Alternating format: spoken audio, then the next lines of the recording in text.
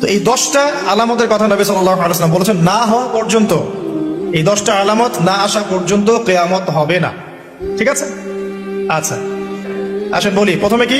দাজ্জাল, তারপরে ইয়াজুজ আর মাজুজ, 3 নাম্বার ঈসা ইবনে মারইয়ামের প্রত্যাবর্তন, 4 নাম্বার দাব্বাতুল আরদ, জমিন থেকে প্রাণী বের হয়ে কথা বলবে মানুষের সাথে। ঠিক আছে? 5 নাম্বার কি বললাম? ধোঁয়া, দুখান। ঠিক আছে? 6, 7, 8 3টা ভূমিকম্প, পূর্ব দিকে একটা, পশ্চিমে একটা, পৃথিবীর মাঝখানে একটা। 9 নাম্বার ইয়েমেনের নাম শুনেছেন? ওই যে যেখানে সৌদিরা বোম মারছে আর কি, ইয়েমেনের বাচ্চাদেরকে বোম মেরে হত্যা করছে না, জানেন না খবর? তো ওই ইয়েমেনের ছোট ছোট বাচ্চারা শিয়া সুন্নির কি বোঝে আমার বুঝে আসে না। ওই ছোট ছোট বাচ্চাগুলো শিয়া সুন্নির কি বোঝে আমার বুঝে আসে না। আমেরিকার টাকা খেয়ে ওরা ঠিকই বোম মারছে, আর এই বোমগুলো তো তৈরি করতে পারে না, আমেরিকার কাছ থেকে কিনে।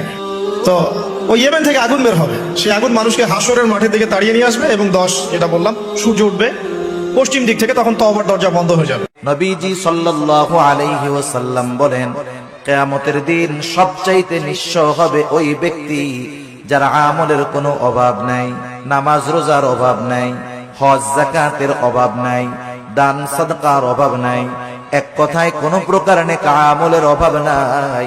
দুনিয়াতে তার একটা সমস্যা ছিল, সে বান্দার হক নষ্ট করত।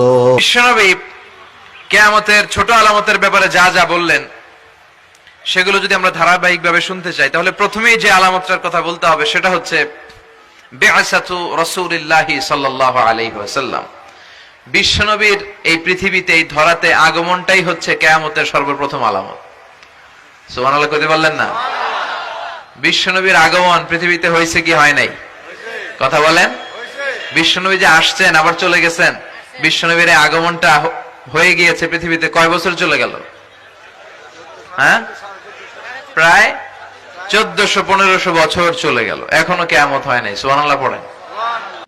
আরবি কোন কে কিয়ামত আমারে বোঝাই বলিল তো বাংলা কই তুই, এরা জীবন এটার বাংলা, নবীর বাংলা করে না। নবী শব্দের অর্থ হইল গায়েবের খবর দেনেওয়ালা, গায়েব জাননেওয়ালা, হিডেন নলেজ ইংরেজিতে বলে না। বার্তাবাহক হইল রসুল শব্দের অর্থ, আর নবী শব্দের অর্থ হলো হিডেন নলেজ। হে ইয়া আইয়ুহান নবী, আল্লাহ ডাকতেছে ইয়া, ও হে আইয়ুহান নবী, হে আমার গায়েব জাননেওয়ালা। নবী শব্দের অর্থই গায়েব জাননেওয়ালা, হিডেন নলেজ। আর কিয়ামত শব্দের অর্থই হচ্ছে পুনর্জন্ম, জন্মান্তর বাদ। রসুল শব্দের অর্থ হচ্ছে যে বার্তাবাহক, বার্তা যিনি মেসেঞ্জার। এখন এইটা হইল বস্তু জগতের রসুলকে বোঝানো হয়েছে, কিন্তু দর্শনগত অর্থ হইল রসুল শব্দের অর্থ হইল মুক্ত পুরুষ, খান্নাস মুক্ত মহাপুরুষ, তিনিই হচ্ছেন রসুল। এল্লে কইছে রজুল শব্দের অর্থই পুরুষ, রাজ্জা, রাজ্জা থেকে রসুল, বুঝছেন? এই জন্য বলে শেবা মানে বুড়া, রাজ্জা মানে পুরুষ, বুজুরা মানে বাচ্চা, এই যে লেদা বাচ্চা, বুঝছেন? আরবি এই বিষয়গুলো আমাদেরকে তো বাংলা ছাড়া বোঝানো সম্ভব না। তাইলে সূরা কিয়ামতের 2 নম্বর আয়াতে আল্লাহ কইতেছে ওয়ালা উকসিমু বে নফসে লাওয়ামা, আল্লাহ নফসে লাওয়ামার কসম খাইছে। আল্লাহ কোরআনের মধ্যে অনেকবার কসম খাইছে।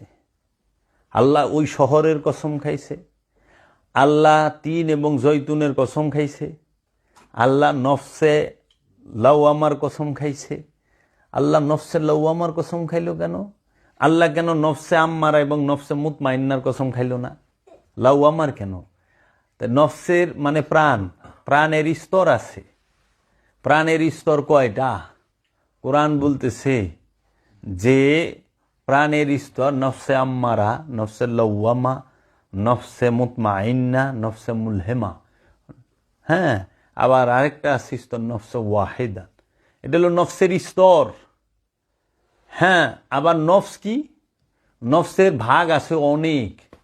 এই নফসের ভাগকে আমাদের সমাজে বাউলদের মধ্যে ভুল আছে।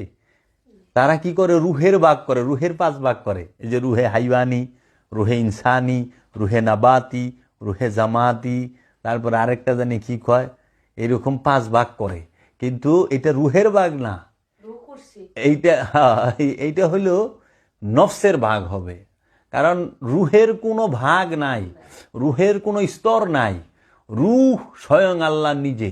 আল্লাহ যখন একটা মানুষ এবং জিনের নফসের নিকটে সুপ্ত রূপে বীজ রূপে থাকেন, তখন সেই রূপটাকে বলা হয় রুহ।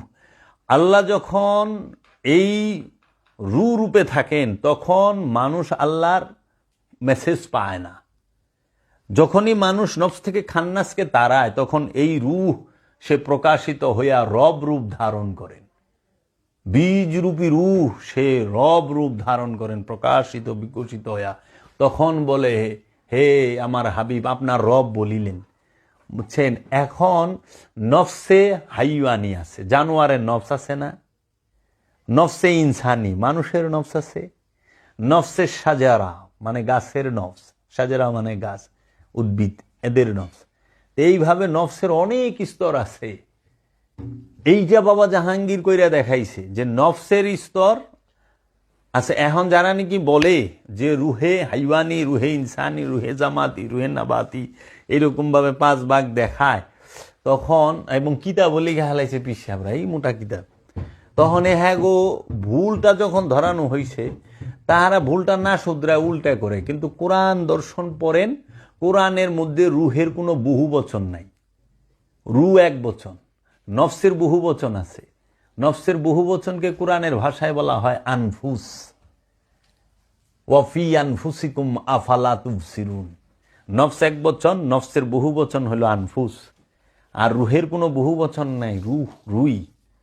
বুঝছেন? এজন্য নফস সৃষ্টি করা হয় আর রু ফুৎকার করা হয়, রু নিক্ষেপ করা হয়। তানাজ্জালু মালাইকাতি ওয়ার রূহ, তানাজ্জালু আমরা নাজিল করি, মালাইকাতির সমস্ত ফেরেশতাদের, ওয়া রূহ এবং রূহকে। রু নাজিল হয় সূরা কদর। আবার আল্লাহ কইতেছে ওয়ানুফাক্তু মিন রুহি উসজুদু লিআদামা, হে ফেরেশতারা আদমকে সিজদা করো। কেন সিজদা করো? ওয়ানুফাক্তু মিন রুহি, আমি আমা হতে রূহ ফুঁকে দিলাম, রূহ নিক্ষেপ করে দিলাম আদমের মাঝে। রূহ নিক্ষেপ করার সাথে সাথে সিজদা দিবা। নফসকে সিজদা দেওয়া জায়েজ নাই, নফসকে সিজদা দেওয়ার হুকুম নাই, মানুষকে সিজদা দেওয়ার হুকুম নাই। মানুষকে সিজদা দেওয়া হুকুম সারা কোরআনে কোথাও নাই। সিজদা দিতে হবে ওই মানুষের মাঝে যে জাত রূপে রব সমাসীন, সেই রূহকে।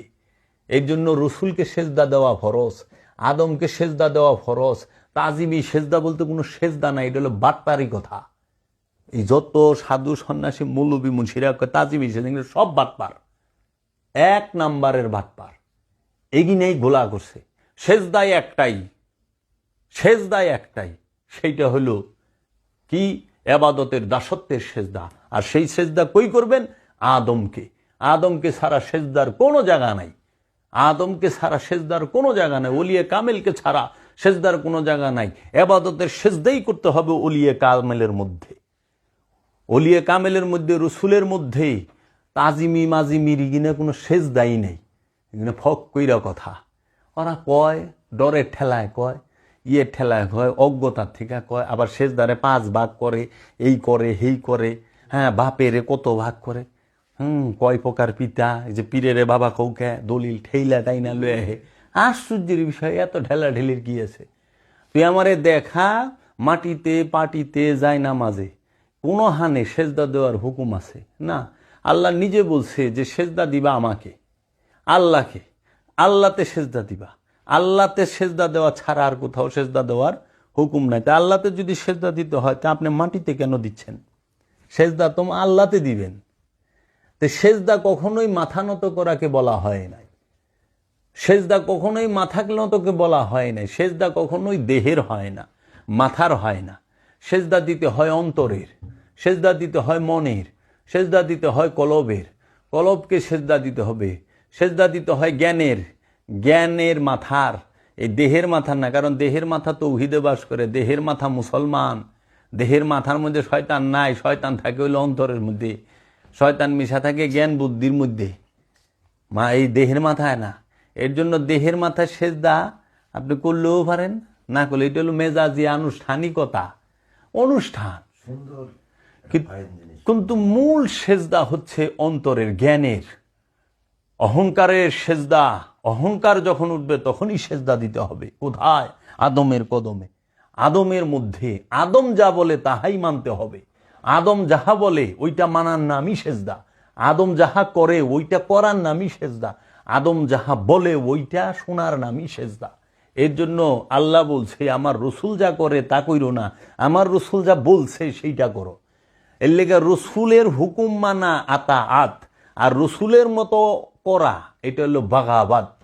রসুলের হুকুম মানা এটা হলো আপনার আত্তাবিউনি, অনুসরণ করা। রসুলকে অনুসরণ করতে বলা হয়েছে, রসুলকে অনুকরণ না। সমাজ এখন কি করছে জানেন? রসুলকে অনুসরণ বাদ দেয়, রসুলের অনুকরণ শুরু করছে। রসুল যা বলছে সেইটা না কইরা, রসুল বলছে মিথ্যা বলল না, এখন মিথ্যা সবাই কয়। রসুল বলছে চুরি চামারি বাটপারি লুচ্চামি কইরো না। রসুল বলছে কম করি মিলায়ও না জিনিসপত্রের মধ্যে, ওজনে কম দিও না, হারাম খাইও না। কত উপদেশ দিছে, এগিনে সব কি করে? মানে না। কিন্তু রসুল যা করছে, রসুল দাড়ি রাখছে। আমাদের বাঙালি আমরা মুসলমান দাড়ি রাখি, রসুল টুপি পরছে, রসুলের মতো টুপি পরে, রসুল পাঞ্জাবি পরছে, রসুলের মতো পাঞ্জাবি পরে। এটা হলো অনুকরণ, অনুসরণ না। অনুসরণ হলো রসুল যা করছে সেইটা করা। এখন কি হয়েছে যে রসুল 4টা বিয়ে করতে হয়েছে সুন্নাত। হ্যাঁ, নট পর্যন্ত করা যায়, আল্লাহ রসুল করেছেন। কিন্তু কোরআন যে কয়ে দিয়েছে ওমা ইয়ান্তিকু আনিল হাওয়া, জীবনে আমার রসুল একটা কথা বলে নাই আল্লাহর ইচ্ছা ছাড়া। আল্লাহর ইচ্ছা ছাড়া আল্লাহর রসুল একটা কথা কয় নাই। তাহলে যেই রসুল আল্লাহর ইচ্ছা ছাড়া একটা কথা কয় নাই, তাহলে সমস্ত বিবাহগুলো আল্লাহ রসুল আল্লাহর ইচ্ছায় করছে। তা মৌলবী, আপনার কাছে একটা প্রশ্ন, আপনি যে 4টা হাঙ্গা করছেন, এই হাঙ্গাটি আপনি কার ইচ্ছায় করছেন? আল্লাহর ইচ্ছায় না আপনার খায়েশের ইচ্ছায়? কোন তো দিহি। হ্যাঁ, আল্লাহ আপনার যদি হাঙ্গা করবা কয়, তা আপনার ঘরে এইরকম এই যে তুরাম খা জন্ম নিল গে, হ্যাঁ, সব জালিম সিং জন্ম লইছে ঘরের ভিতরে, একটাও মুমিন নেই, জালিম সিং সব। আল্লাহর ইচ্ছা বিয়া করছেন না নিজের খায়েশে? কোরআন বলতেছে, হে মুমিন মুমিনা, তোমরা এখন বিবাহ বন্ধন আবদ্ধ হও, তোমাদের লজ্জায় স্থানকে উত্তেজিত করো। এই মুমিন আর মুমিনা যখন মিলন করবে তখন ওই ঘর থেকে নেক সন্তান পয়দা হবে, আল্লাহর ওলি আগমন করবে, কারণ দুইটাই পবিত্র। ওখানে আপনি খাইছেন, লাগাইছেন নিম গাছ, উন্ধেছেন আঙ্গুর, কাম হইব? অসতের ঘর থেকে অসতী জন্মাইব, জানুয়ারের ঘর থেকে জানুয়ারি জন্মাইব। অসতের ঘর থেকে মুমিন আইব না, জানুয়ারের ঘর থেকে জানুয়ারি বেরিব। আমরা হিসাব মিলাইব এবে। আমরা কি অন্তরের খবর জানি কারো? আমরা তো অন্তরের খবর জানি না, আল্লাহ অন্তরের খবর জানে। এর জন্য সেজদা যে করব, সেজদা একটাই হুকুম। কোরআনে যে সেজদা বলছে, সেজদা সেইখানে 2টা স্তর আছে। একটা হইল এই আল্লাহর সমস্ত যে সৃষ্টি আছে, সমস্ত সৃষ্টি আল্লাহর সেফাতের মাঝেও সেজদায় রত। আর এই সৃষ্টির মধ্যে সর্বশ্রেষ্ঠ যে সৃষ্টি সে হইল মানুষ, সে আল্লাহর জাতের মধ্যে সেজদায় রত। এর লেগে আদমরে যেই পর্যন্ত সেজদা না করব, ওই পর্যন্ত কেউই মুমিন হইতে পারবো না। যে কালামটা গাইল না বাবা, যে মুড়ি দিয়াই নাই, যে মুড়ি দিয়াই নাই, সে কি নামাজ পড়ব? হ্যাঁ, নামাজ তো পড়বো। নামাজ শব্দের অর্থ কি? নামাজ ফার্সি শব্দ, নামাজের আরবি হইল সলাত, বাংলা হইল যোগাযোগ এবং সংযোগ প্রচেষ্টা। এই সংযোগ এবং যোগাযোগ প্রচেষ্টাটা প্রথমে কার সাথে? প্রথমেই হচ্ছে আপন রসুলের সাথে। রসুলের সাথে সংযোগ, যোগাযোগ, রসুলের সাথে সংযোগ, রবের সাথে যোগাযোগ, রসুলের সাথে সংযোগ, রবের সাথে। কারণ তুমি তো আল্লাহর সেজদা করবা, তুমি তো আল্লাহ দেখো নাই, আল্লাহ জানো না, আল্লাহ কথা কয় না তোমার সাথে, আর তোমার কথা আল্লাহ শুনে না। তাইলে তুমি দেখছো কারে? তোমার মাঝে আছে কে? রসুল। তুমি কথা শুনছো যে সেজদা করন লাগবো, ইমান আনন লাগবো, নামাজ পড়ন লাগবে, কিনা সব শুনছো রসুলের কাছ থেকে, আল্লাহর কাছ থেকে হনো নাই। আগে রসুলের লোকে করো। আবার আল্লাহ কইতেছে এই রসুল আর আমি আলাদা না।